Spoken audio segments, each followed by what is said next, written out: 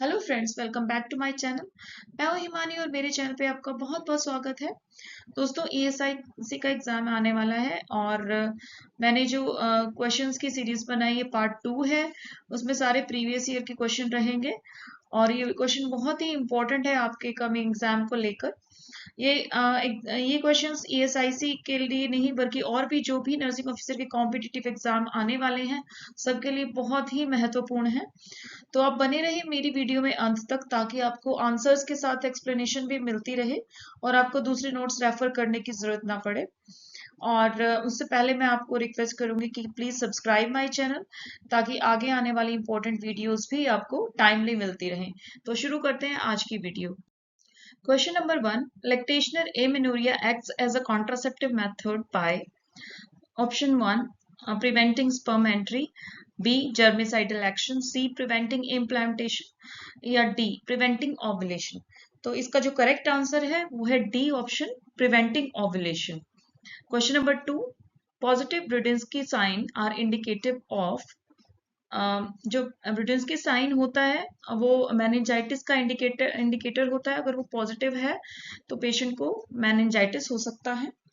तो इसका option C सही रहेगा, मेनिंजाइटिस। बाकी अदर ऑप्शन है हेमीप्लीजिया, पेरिफेरल न्यूरोपैथी या फिर अल्कोहल इंटॉक्सिकेशन। तो इनमें से जो है मेनिंजाइटिस ही करेक्ट है। दोस्तों, मैंने ब्रूडेंस्की रिफ्लेक्स के लिए और भी वीडियोस बनाई हुई हैं। अगर आपको डिटेल में देखना है तो आप वहां से रेफर कर सकते हैं। Question number 3. Which of the below is a confirmed indication of pregnancy?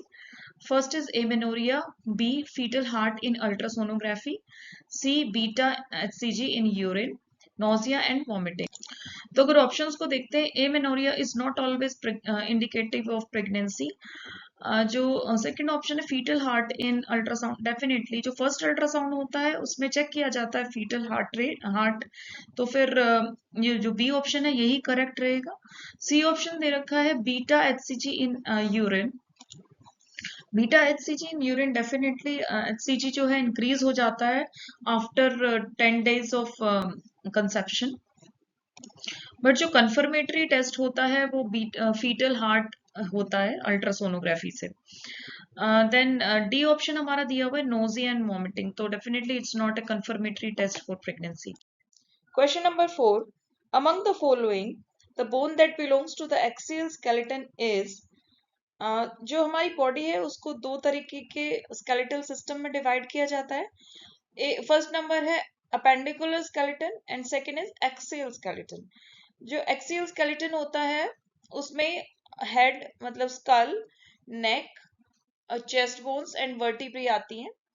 और जो दूसरे तरीके मतलब अपेंडिकुलर स्केलेटन होता है उसमें बाकी जो रेस्ट ऑफ द बोन्स होती हैं वो आती हैं, जैसे shoulder गिर्डल, upper limbs, pelvic girdle and lower extremities. तो यहाँ पे एक्सियल स्केलेटन के बारे में पूछा हुआ है। अब जो ह्यूमरस बोन है वो अपेंडिकुलर स्केलेटन में होती है। पेटिला भी अपेंडिकुलर स्केलेटन का पार्ट है।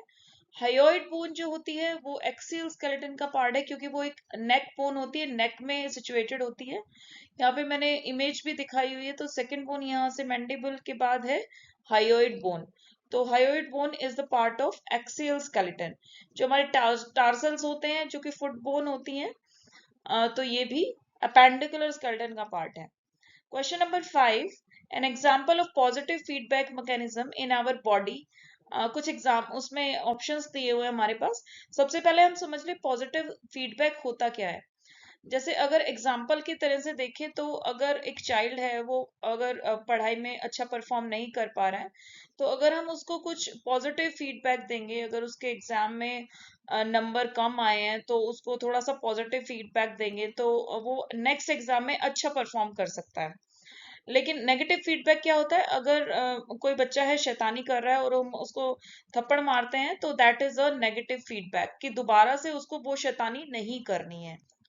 तो जो पॉजिटिव फीडबैक है वो एक्शन होता है जो कि और अच्छा वही चीज परफॉर्म करने के लिए एनकरेज करता है। जबकि नेगेटिव फीडबैक होता है वो वो जो है एक नेगेटिव फीडबैक देता है कि ये चीज अब आगे परफॉर्म नहीं करनी है।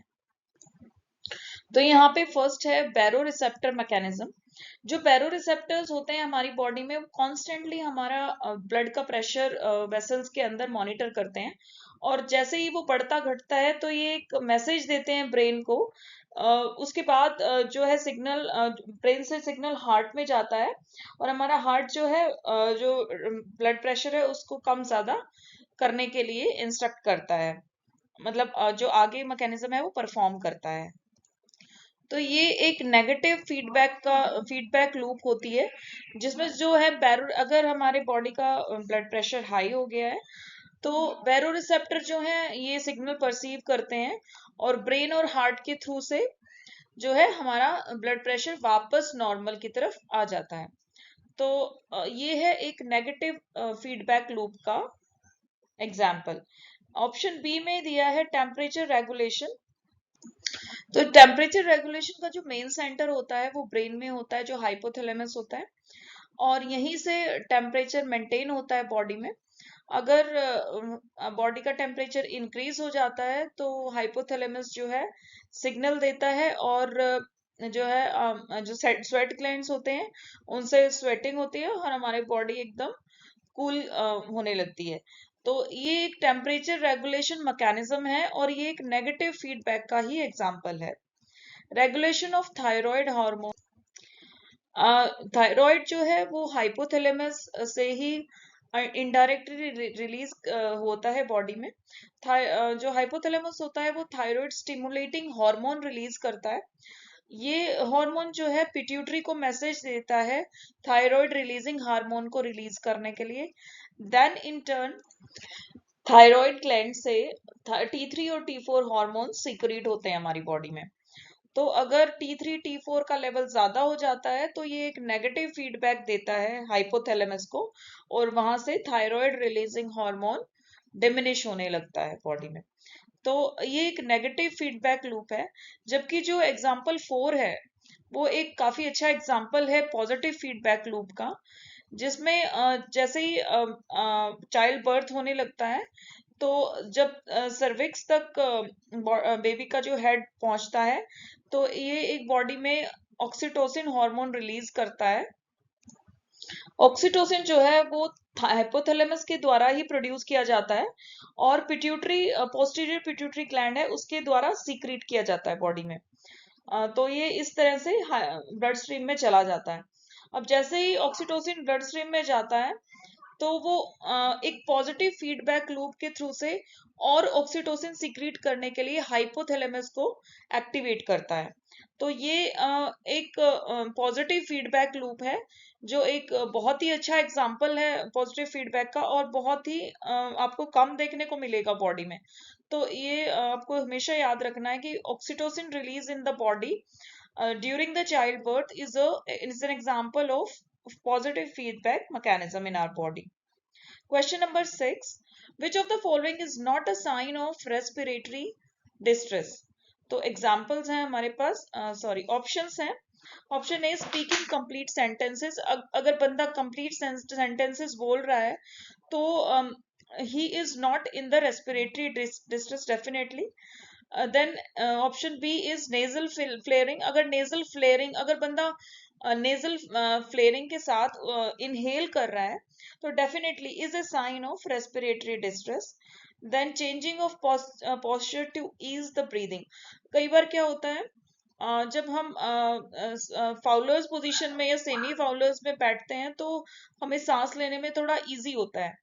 तो और जो हमारे इंस्पिरेटरी मसल्स हैं उनको कम मतलब फोर्स लगाना पड़ता है इनहेल करने के लिए। तो अगर बंदा बार बार पोजीशन चेंज कर रहा है to ease the breathing is a sign of respiratory distress. अगर साइनोसिस हो गया है, अगर नेल्स का कलर ब्लूइश कलर हो गया है, और फेस का कलर ब्लूइश हो रहा है धीरे धीरे पेल और bluish, then is a sign of respiratory distress. तो हमारे पास जो फर्स्ट ऑप्शन है speaking complete sentences is not a sign of respiratory distress. तो इसका आंसर होगा option A. Next question, question number 7. If palpating the tragus or auricle causes pain, the problem is, इसके options हैं sinusitis, pharyngitis, otitis externa या otitis media. तो यहाँ पे जो करेक्ट आंसर है वो है ओटाइटिस एक्सटर्ना। ओटाइटिस एक्सटर्ना क्या होता है, वो आउटर ईयर का ईयर कैनाल जो होती है उसका इन्फेक्शन होता है, और ये ईयर ड्रम से आउटसाइड ऑफ द ईयर तक हो सकता है। तो इसमें क्या होता है, it's often caused by water remaining in the year while swimming. Swimming के टाइम अगर वाटर ईयर में भर जाता है तो वो इन्फेक्शन क्रिएट कर सकता है, और ये एक बैक्टीरियल या फंगल इन्फेक्शन होता है जो कि आउटर ईयर का इन्फेक्शन है। तो ट्रेगस मैंने जो फिगर दिखाई है उसमें ट्रेगस आपको दिखाई दे रहा है। उसको प्रेस करने से अगर आपको पेन फील हो रहा है तो वो ओटाइटिस एक्सटर्ना का पेन है। Question number 8, the organ that does not lie in the pelvic cavity is option A fallopian tube, B transverse colon, C urinary bladder, D is rectum। तो यहाँ पे जो करेक्ट आंसर है वो transverse colon है। Transverse colon जो है abdominal cavity का ऑर्गन है, ना कि पेल्विक कैविटी का। बाकी जो ऑर्गन्स है fallopian tube, urinary bladder, rectum, ये सब पेल्विक कैविटी के ऑर्गन्स हैं। इनके अलावा पेल्विक कैविटी में यूरिनरी ब्लैडर जो ऑलरेडी मैंने बताया है, और इंटरनल रिप्रोडक्टिव ऑर्गन्स भी आते हैं। Question number 10, the test that is most specific for myocardial damages is. तो यहाँ पे ऑप्शंस हैं myoglobin, troponin I, CK-MB, creatinine kinase. चार में से जो ऑप्शन बी है वो करेक्ट है, ट्रोपोनिन आई। ट्रोपोनिन आई जो होता है वो cardiac and skeletal muscle protein होता है, और जैसे ही इसका लेवल बढ़ता है बॉडी में higher than 0.04 nanogram per millilitre, तो ये इंडिकेट करता है एक रीसेंट हार्ट अटैक या other injuries to the heart. तो यहाँ पे troponin I is the correct answer, जिसको हम ट्रोपाई टेस्ट के नाम से भी जानते हैं, और ये हॉस्पिटल में बहुत रेडिली अवेलेबल किट से होता है। Question number 11, which of the following is not A component of help HELLP syndrome. तो सबसे पहले जान लें कि हेल्प क्या होता है। तो हेल्प जो होता है एक सीरियस कॉम्प्लिकेशन होता है during pregnancy due to high blood pressure, और इसमें क्या क्या आता है, इसकी फुल फॉर्म है hemolysis, elevated liver enzymes, low platelet count, ये सारी चीजें इसमें इंक्लूड होती है। और हेल्प सिंड्रोम होता है ये प्री इक्लैम्शिया और या इक्लैम्शिया का एक सीरियस कॉम्प्लिकेशन है। तो हेल्प और जो प्री इक्लैम्शिया और इक्लैम्शिया होता है वो सिमिलर होते हैं। तो ये क्या, इसमें जो ऑप्शंस दिए हैं आपको वो है haemolysis, low platelet count, elevated liver enzymes and bleeding पर वेजाइना। तो यहाँ पे ABC जो है वो डेफिनेटली हेल्प सिंड्रोम के जो है कैरेक्टरिस्टिक्स हैं, जबकि D जो है वो हेल्प सिंड्रोम का कैरेक्टरिस्टिक नहीं है। तो यहाँ पे D option will be correct. Question number 12, which of the following below is the true statement about the H zone of sarcomere? Sorry, it's sarcomere. तो सार्कोमियर क्या होता है, एक बेसिक कॉन्ट्रेक्टाइल यूनिट होता है मायोसाइट का। अब मायोसाइट क्या है, मायोसाइट होता है मसल फाइबर, एक मसल फाइबर है, मसल का जो सेल होता है उसको मायोसाइट बोलते हैं, और उसमें जो कॉन्ट्रेक्टाइल यूनिट है जिससे वो कॉन्ट्रैक्ट होता है उसको सार्कोमियर बोलते हैं। और सार्कोमियर के दो पार्ट्स होते हैं, दो टाइप के फिलामेंट प्रोटीन से बना होता है सार्कोमियर, एक थिन एक्टिन होता है और एक थिक मायोसिन फिलामेंट होता है। तो यहाँ पे क्या पूछा गया है हमें, which of the below is true statement about the H zone of the sarcomere। अब ये जो थिन और थिक फिलामेंट्स जो मैं आपको बताया, ये जो सार्कोमियर होता है उसमें ओवरलैप होते हैं, लेकिन एक एच जोन होता है जहां पे कोई भी थिन फिलामेंट नहीं होता है, वहां ओनली थिक फिलामेंट्स होते हैं, और इस प्लेस को बोलते हैं एच जोन। और ये मायोसाइट के अंदर ही, मतलब मस्कुलर सेल के अंदर ही होते हैं। और ये जो इसमें ऑप्शन हमें मिले हैं वो है it is devoid of thick और थिन फिलामेंट्स, ये गलत है। इट कंटेन्स थिक और thin filaments lying side by side, ये भी रॉन्ग है। It contains thin filaments only, ये भी गलत है। जो लास्ट ऑप्शन है, it contains thick filaments only, तो ये करेक्ट आंसर है। वहां पे कोई थिन फिलामेंट नहीं होता बल्कि थिक फिलामेंट्स होते हैं। तो ये एक स्ट्रक्चर के द्वारा आपको अच्छे से समझ में आ जाएगा। तो जो मसल सेल है उसका जो एनाटॉमी है वो प्रॉपरली पता होनी चाहिए, तभी ये क्वेश्चन आप कर पाएंगे। तो मैं यहाँ पे जो इमेज मैंने दिखाई है उसमें क्लियर हो रहा है आपको। Question number 13. While performing suctioning on a patient, you should first apply suction continuously while inserting the catheter. Apply suction intermittently as the catheter is inserted. Perform suction on the patient for longer than 10 seconds each time. And D is oxygenate the patient's lung before and after suctioning procedure. तो ये question मैंने काफी बार देखा, exam में आया हुआ है suctioning का जो क्वेश्चन है। तो इसमें जो ऑप्शन है, option D is correct, oxygenate the patient lungs before and after the suctioning procedure. Otherwise क्या होगा, पेशेंट जो है हाइपोक्सीमिया में चला जाएगा। जो ऑप्शन ए बी एंड सी है वो यहाँ पे ठीक नहीं है। अब जब भी हम सक्शन करते हैं तो जब कैथेटर इंसर्ट करते हैं तो कभी भी हम सक्शन अप्लाई नहीं करते हैं, और सक्शन जो है 10 सेकेंड से लॉन्गर नहीं करना चाहिए। तो ये option D is correct, oxygenate the patients lungs before and after suctioning procedure. Question number 14. Which of the following is not a function of fibrous skeleton of heart? Option A, तो सबसे पहले पता होना चाहिए फाइबर स्केलेटन क्या होता है heart का। ये एक्चुअली वो फाइबर कनेक्टिव टिश्यू का जाल होता है जो एट्रियम को वेंट्रिकल से अलग करता है। तो यहाँ पे ऑप्शंस जो दिए हैं, A is acts as a point of insertion for cardiac muscle fibres, B is conducts the impulses from atria to ventricles, forms a structural foundation for the heart valves, and D is prevents overstretching of the valves। तो जो B option है, conducts the nerve impulses from atria to ventricles, is not the function of fibrous skeleton, क्योंकि ये SA node से generate होते हैं nerve impulses और पुरकिंसी fibre से एट्रिया से वेंट्रिकल्स की तरफ जाती हैं। तो यहाँ पे जो है फाइब्रस मसल्स का कोई फंक्शन नहीं है। जो मेन फंक्शन है फाइब्रस मसल्स का वो option A C and D है।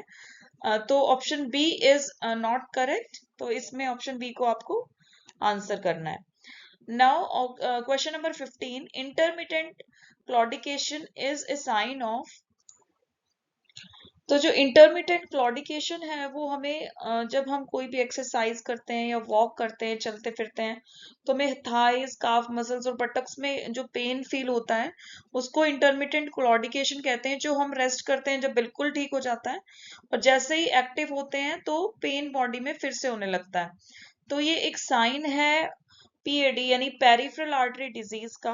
और यहाँ पे हमें ऑप्शंस दिए गए हैं, arterial occlusive disease, myocardial infarction, nerve injury या पेरिफेरल न्यूरोपैथी। तो option A is correct, arterial occlusion disease. Question number 16. In a patient who is taking high doses of acetaminophen over a prolonged period, the parameter to be monitored regularly is, जो acetaminophen है वो paracetamol ही होता है। और यहाँ पे option जो है इसके लिए वो दिए गए, prothrombin time, GI irritation, liver function test या फिर किडनी फंक्शन टेस्ट। तो एसिटामिनोफेन है वो लिवर में मेटाबोलाइज होता है, तो लिवर फंक्शन टेस्ट हमें रेगुलरली करना है अगर हम ओवर ए लॉन्ग पीरियड के लिए पैरासिटामोल ले रहे हैं तो, और वो भी हाई डोजेस में। Question number 17. The type of assessment done to compare the client current status to previously obtained baseline data is called, option number 1, time lapse reassessment, emergency assessment, initial assessment या फिर problem focused assessment। तो जहाँ यहाँ पे नाम से ही suggest कर रहा है, time lapse reassessment is the correct answer. जहां हम क्लाइंट को असेस कर रहे हैं उसके प्रीवियस स्टेटस या बेसलाइन डेटा से कंपेयर करके, तो ये टाइम लैप्स रीअसेसमेंट होता है। Now question number 18. Microcephaly is diagnosed with head circumference is less than, जो माइक्रोसेफेली होती है वो एक कंडीशन होती है, उसमें बेबी का जो हेड होता है वो स्मॉलर होता है एक्सपेक्टेड हेड सरकमफ्रेंस से। तो एज के हिसाब से अगर सरकमफ्रेंस छोटा है बेबी का हेड का तो उसको माइक्रोसेफेली बोला जाता है। अब ये ऑप्शंस दिए गए हैं यहाँ पे, 4 standard deviation, 2 standard deviation, 1 standard deviation या फिर 3 स्टैंडर्ड डेविएशन। तो यहाँ पे जो आंसर है वो ऑप्शन डी है, 3 स्टैंडर्ड डेविएशन और मोर बिलो द जेस्टेशनल एज। जो नॉर्मली जेस्टेशनल एज पे सरकमफ्रेंस होना चाहिए उसे 3 डेविएशन अगर बिलो है तो और मोर तो उसको बोलेंगे microcephaly. Question number 19. Newborn maturity rating is done using, first is APAR score, second Ballard score, third is Chandler score and fourth is Olander score. तो इसमें जो करेक्ट आंसर है वो है बल्लार्ड स्कोर। बल्लार्ड स्कोर में इन्फेंट को फर्स्ट 24 आवर्स में assess किया जाता है और उसमें इन्फेंट की मेच्योरिटी इवेलुएट की जाती है न्यूरोमस्कुलर और फिजिकल कैरेक्टरिस्टिक्स के हिसाब से। और यहाँ पे जो है ये जो कैरेक्टरिस्टिक्स हैं उनको रेंज दिया जाता है फ्रॉम 1 to 5। तो ये बल्लार्ड स्कोर जो है स्कोरिंग सिस्टम है, उसमें न्यूबॉर्न मेच्योरिटी असेस की जाती है। Question number 20, the group of at the increase risk of herpes zoster is, first is infants and congenital infections, second persons at advanced stage, third patients with atopic dermatitis and D is pregnant women. तो persons at advanced stage is the right answer for this. Question number 21, cranial nerve affected in Bell's palsy is, कौन सी nerve है जो Bell's palsy से affect होती है? And the correct answer is cranial nerve 7. cranial nerve 7 जो है वो facial nerve ही होती है और Bell's palsy में क्या होता है, weakening of facial muscles हो जाती है। तो cranial nerve 7 जो है facial muscle है, is the right answer for this question. Next, question number 22. The hormone that increases water reabsorption by inserting water channel and aquaporin is, options दिए हुए angiotensin, antidiuretic hormone, aldosterone, atrial natriuretic peptide। तो यहाँ पे जो correct answer है वो option B है, anti hormone is the correct answer, जो वाटर के रीएब्सॉर्प्शन के लिए रिस्पॉन्सिबल है। तो ADH is the short form of antidiuretic hormone. Question number 23. और ये हार्मोन किडनी के थ्रू से, नेफ्रॉन के थ्रू से वाटर को बॉडी में रीएब्सॉर्प्शन करवाता है। Question number 23, A rapid grower among the following is Mycobacterium bovis, Mycobacterium abscessus, Mycobacterium gordonae, Mycobacterium avium. तो यहाँ पे जो करेक्ट आंसर है वो है माइकोबैक्टीरियम एब्सेसिस। और ये क्या कॉज करता है बॉडी में? ये कॉज करता है infection of skin and soft tissues और सिवियर इन्फेक्शन ऑफ लंग्स। ये बहुत ही इंपॉर्टेंट जो है मैं बता रही हूँ आपको, ये सिवियर इन्फेक्शन करता है लंग्स के, जो कि बॉडी में in person with underlying chronic lung disease अगर किसी को है तो ये रिस्पॉन्सिबल है बैक्टीरिया जो कि सिवियर इन्फेक्शन करता है। और ये बहुत ही मतलब ग्रो करता है रैपिडली, जो कि वाटर में, कंटामिनेटेड वाटर में होता है और सॉइल में ग्रो करता है।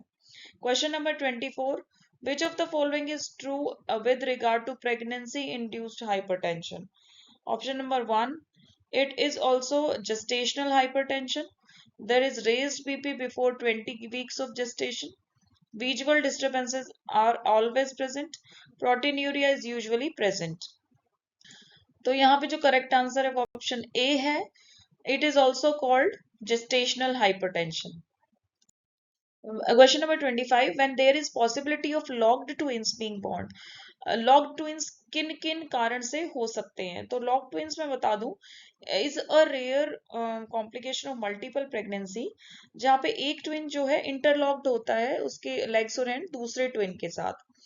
तो कैसे, किस कारण से हो सकती है? फर्स्ट है dichorionic डायम्नियोटिक twins, second first twin has cephalic and second has breech presentation, C fraternal twins, या फिर D first twins has breech presentation, twin has second twin has cephalic presentation. तो यहाँ पे option D is the correct answer. First twin का जो है बीच presentation अगर है और सेकंड का सेफेलिक है तो यहाँ पे लॉक्ड ट्विन होने के चांसेस हो सकते हैं। Question number 26. According to Maslow's hierarchy, need to be well thought of by oneself as well as by others comes under. Options हैं self awareness needs, psychological needs, security and safety needs, and D is self esteem needs. तो यहाँ पे जो answer है वो है self esteem needs. Question number 27. Tropomyosin in the muscle fiber is a protein. Tropomyosin जो होता है एक प्रोटीन होता है मसल फाइबर के अंदर जो मसल कॉन्ट्रैक्टिलिटी को रेगुलेट करता है, तो it's a regulatory protein. Question number 28. The Adam's apple is formed by first is cricoid cartilage, second thyroid cartilage, then epiglottis and hyoid bone. तो यहाँ पे जो करेक्ट आंसर है वो है एपिग्लोटिस। तो एडम्स एप्पल होता क्या एक्चुअली, जो हमारे नेक के फ्रंट में एक प्रोट्रूजन होता है वो होता है एडम्स एप्पल। तो ये थ्रोट में होता है और ये बम्प टाइप होता है प्रोट्रूजन, इसको बोलते हैं एडम्स एप्पल, और ये थायराइड कार्टिलेज के द्वारा फॉर्म्ड होता है। Question number 29. The causative agent for the disease scrapie belongs to the category of. तो स्क्रैपी जो है एक फेटल डिजीज होती है, डीजेनरेटिव डिजीज है। ये nervous system of goats and sheep को अफेक्ट करती है, इसको बोलते हैं हम स्क्रैपी, जिससे उनका बिहेवियर जो है चेंज हो जाता है, ट्रेमर्स आते हैं और प्रूराइटिस होता है और लोकोमोटर इनकोऑर्डिनेशन हो जाता है, मतलब प्रॉपरली चल भी नहीं पाते हैं। और यहाँ पे ऑप्शंस दिए गए हैं प्रायोन्स, प्रोटोजोन्स, वायरस या बैक्टीरिया, और इसका सही आंसर है प्रायोन्स। प्रायोन्स जो है वो माल फंक्शन क्रिएट करते हैं, एक टाइप के प्रोटीन होते हैं और ये माल फंक्शन क्रिएट करते हैं एनिमल्स में।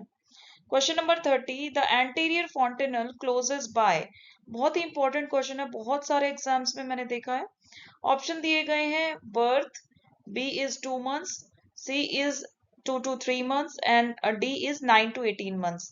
तो इसका जो करेक्ट आंसर है वो 9 to 18 months है। Question number 31.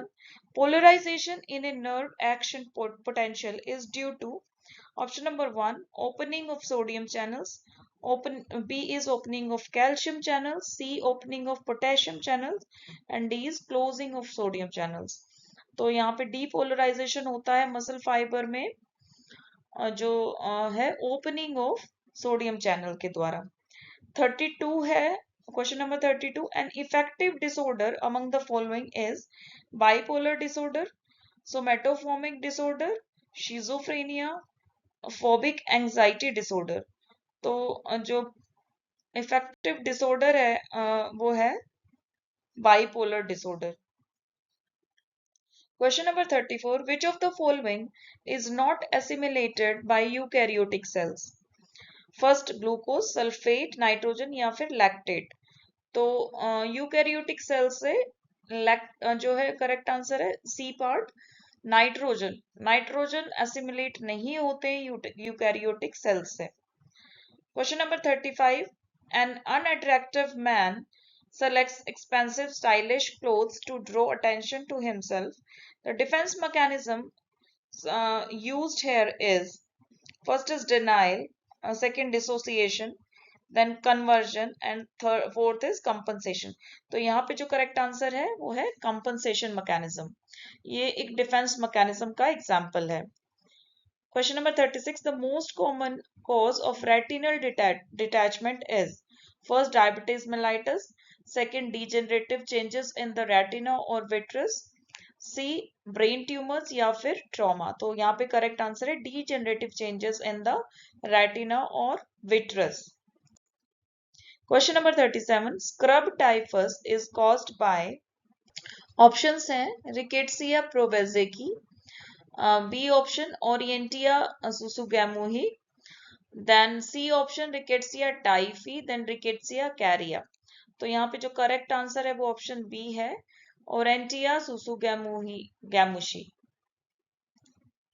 Question number 38. The most inheritance of cystic fibrosis is option A, X-linked disease, option B, autosomal dominant, C option is autosomal recessive and D is non-Mendelian. तो यहाँ पे जो answer correct answer है वो है option C, autosomal recessive. Question number 39. Naegeli's rule is used to calculate first is cervical dilatation, second amniotic fluid, third is gestational age and fourth is expected date of delivery. तो correct answer यहाँ पे है option D, expected date of delivery, जिसको हम EDD भी बोलते हैं। Question number 14. The genera that needs pyridoxal for the growth. Pyridoxal होता है वो एक फॉर्म का विटामिन B6 होता है। तो यहाँ पे जो जेनरा दिए हुए बैक्टीरिया के हैं, तो फर्स्ट इज ग्रेनुलिकेटिला, एरोकोकस, एंटीरोकोकस या पीडियोकोकस। तो जो करेक्ट आंसर है वो है ग्रेनुलिकेटिला। ये जो जेनरा है बैक्टीरिया का, इसको B6 विटामिन B6 यानी पायरिडॉक्सिल चाहिए अपने ग्रोथ के लिए। तो 40 का आंसर है answer A. 41. Pepsinogen is the stomach is secreted by which cells? A, chief cells, B, G cells, C, goblet cells, D, parietal cells. तो correct answer है chief cells, option A. Question number 42. Air bronchogram in X-ray is seen in the case of option A, sepsis, B, respiratory distress syndrome, sorry, C is tuberculosis, D is bronchial asthma. तो यहाँ पे जो correct answer है वो है option B, respiratory distress syndrome. 43. The first referral level in the healthcare system is option A, secondary healthcare system, B is tertiary healthcare system and C is primary healthcare या फिर primordial healthcare। तो यहाँ पे जो option A है वो correct है, secondary health care system. जो फर्स्ट रेफरल होता है जहाँ पे प्राइमरी हेल्थ से सेकेंडरी हेल्थ की तरफ भेजते हैं, तो जो फर्स्ट लेवल है वो है सेकेंडरी हेल्थ केयर सिस्टम।